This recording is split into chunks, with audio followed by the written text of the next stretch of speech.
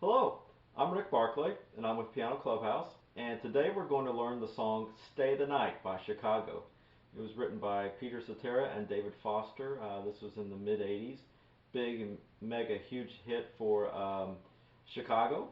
And let's just dive in. It does several different keys and lots of different moods and modes and things like that in this. So what I'm going to show you is a couple different things.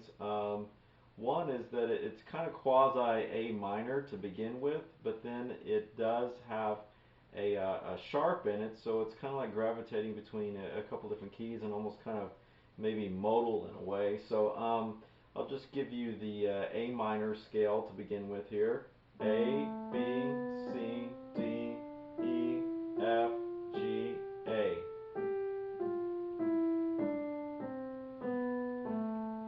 Now there is an F sharp in the key signature, so it's kind of alluding to that we're doing more of like the, and then when you bring it back down, this would be the melodic minor scale. So it's kind of alluding to that in a way, but then also kind of gravitating in the E minor scale, which is E, F sharp, G, A, B, C, D, E. So you know, the David Foster is a very good songwriter and arranger, so it's not beyond him to do some really cool things in this piece. Whenever it gets to, it does again do some key changes, and then it goes into the chorus in D minor. So D minor is this: D, E, F, G, A, B flat, C, D.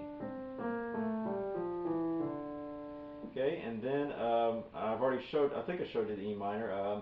The E minor, it does a key change yet again and bumps up to the last choruses in E minor. So E, F sharp, G, A, B, C, D, E. Okay, so lots of different things that are kind of happening in this. So let's just dive in.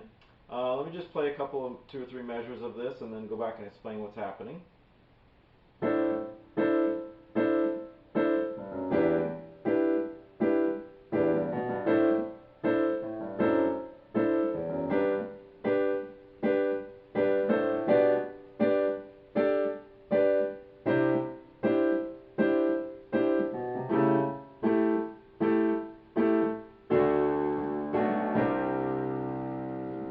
Okay, lots of information there. Let's start with the right hand.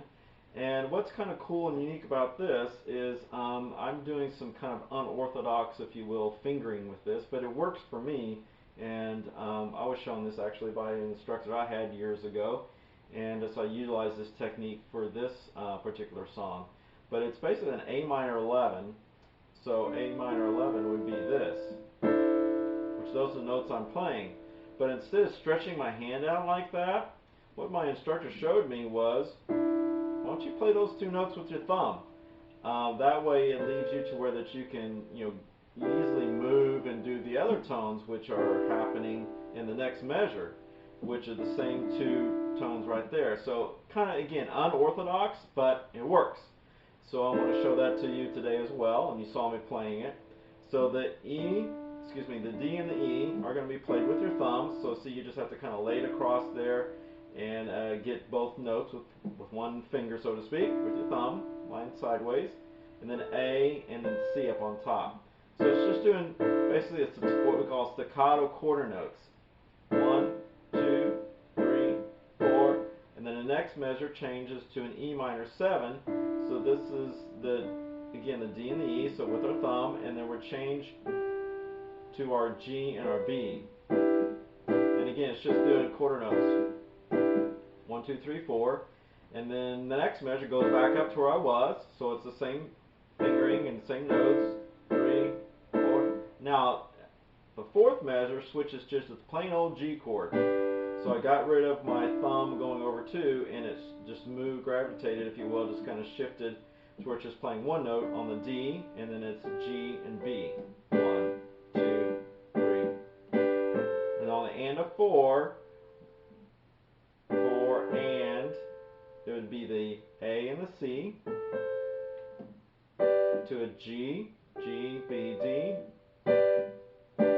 and then you got to go back and grab the low D. And it's kind of an add 9 in a way, or add 2, however you want to kind of call it, with the G chord right there of D, G, B, and D. Count 4 just changes back to the G chord that we had on the previous count. Okay, and the next measure goes to a C add 2, or we can maybe call this an add 9. Just really, it's more of an add 9 when you have the 7 in there, when you have all those tones, but the B is not in this, so it's considered an add 2. So I'm going back to my cross thumb fingering, if you will. So it's D and E, G, C. Next measure moves down to an A7. It's going to be over C sharp on our bass, but we haven't handled the left hand just yet. So A, E, G, and A. 2, 3. Now finally we got no longer staccato notes, and we're going to hold on to these guys. So it's a D chord, A, D, C, F sharp, and A. And then you drop that A on the top and just play it again with the F sharp on the top, just playing a triad, which this really is going to be, excuse me, a B minor 7, because what we're doing in our bass. So we went from D, and then the and a 2 is a B minor 7, and then a C add 2, G, C, D, G. That holds for 3-4, and then we have a 2-4 bar holding for 2 more counts, and then it goes back to a 4-4 from there.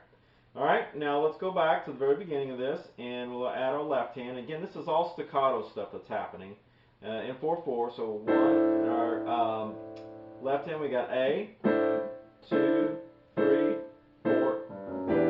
Okay, so that was and 1. So G, F sharp, E. So after you hit 4 on the right hand, 4 and 1. Okay, and then that's the E and staccato. 2, 3. Okay, that's the fun part. E, G, B, G. So it's 16th notes, 4 of them. 4, E, and well, I'm playing one note over here. And this is staccato while this is smooth, legato. Okay, so your brain's got a split there, if you will. One hand doing one style and the other hand doing another style.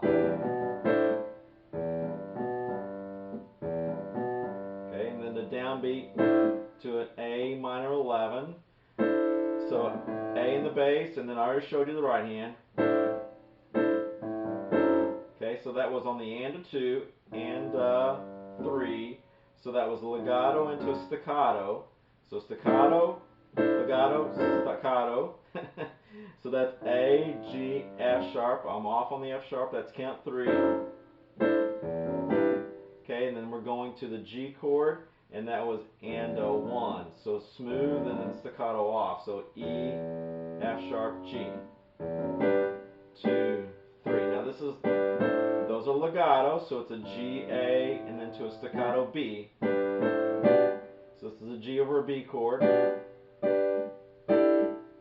Okay, it switched right there. Now we're going to the C add 2. So C in your bass. 1, 2, that was going to an A7 over C sharp, so it was doing B, C to C sharp. Half steps there. 2, 3. Now an octave D's, and then a B on the end 2. 1, 2, and 3 to a C's. So 1, 2, and 3, 4, 1, 2, and then basically does a double verse here at the start. So now the bass is not going to be a staccato, but you're going to hold on to the notes a little bit longer. Same information in your right hand. Bass is a little bit different. Okay, so that was A, G, E. Okay, didn't do the F sharp like before. That was E's, E, G, A. G,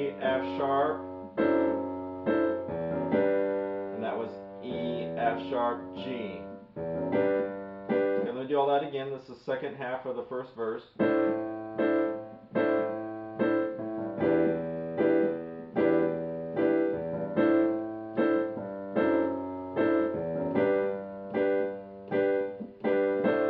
Okay, now that right there was the G, A, and this is the G going into the A and the C in the top to basically the same chord we did before, G over B, and you're holding on to this note now. Okay, notice how I shifted those notes over there. It's just moving that B to the A and then back. Now C add 9, or add 2, excuse me. C in the bass, 2, 3, and a 4 is the B, so and 1. A7, A7 over C sharp in the bass. Now the same thing we had done before, the D, B minor 7. So that's 1, 2, and 3, 4, 1. Okay, that rhythm right there is and a 1, 1 and it's to a B minor 7. Same notes we had done before, 1 and to E. The E of 2, 1 and to E, 3, 4. So that's count 3 where you held on to the C. C add 2. We already talked about those notes. Now we're into the chorus.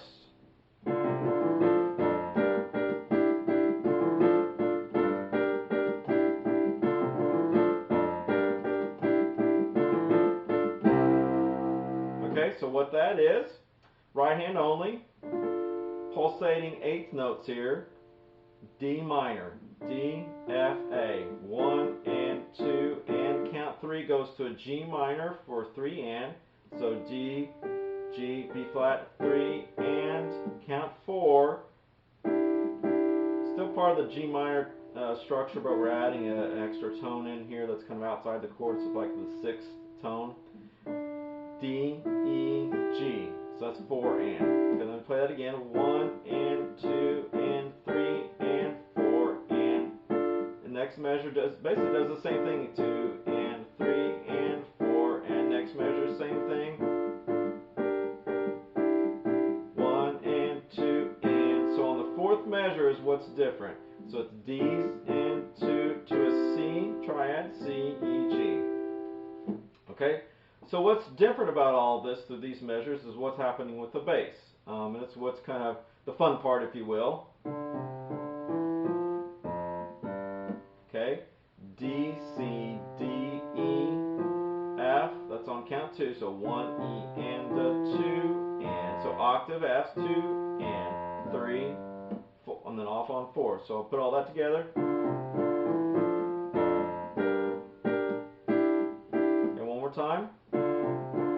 See, I've got 2 notes for every one of these. Now they're all the same from here on out.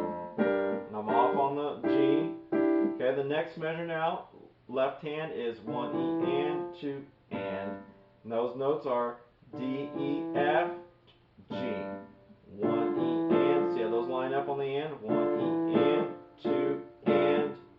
So that's going to sound a little disjointed in a way, but that's the way it is. And then it shifts to the G. So we're anticipating with the bass before we move with our right hand.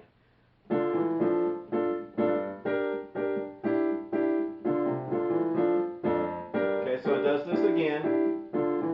And this is the fourth measure.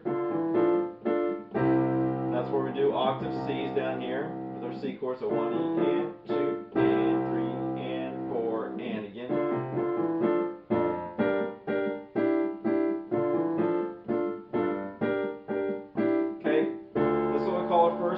So we're going to basically some interesting chords here. So D octave, D, F, A, to an A11, A in the bass, G, C, D, E, to a B flat, interesting modulation up to there. So B flat, D, F, to a C add 2, C's, G, C, D, E, and then to a D minor. So D's, F, A, and D. So let me play all that sequence again for you. 1, 2, 3, 4, 1, 2, 3, 4. Hold on to it for full 4 counts right there. And then basically it goes back to another verse. So it's like 3 verses here. So you're back to this, all that. Same information, so on and so forth. Continues on. Let me fast forward here now to the end of the verse. Okay, now this time it's a little bit different. It does all the same thing. 1 and 3. Now here's what's different. On count 4 it does a triplet. 4 triplet. And you have to get over that note quickly so you can get into your chorus format. So I'll play it for you, that sequence. 1, 2, and 3, and 4, and 1, and 2, and 3. Okay, and those notes are C, B natural, B flat. So 4 triplet, 1. So it kind of has this like it's holding back or hesitating, but don't pull back too much or you'll be late. 4 triplet, 1 and a 2, and now we're into the chorus again. Okay, all the same information. Okay, now when it does the last time up, now we're ready for this chord sequence, and this is a little bit different this time.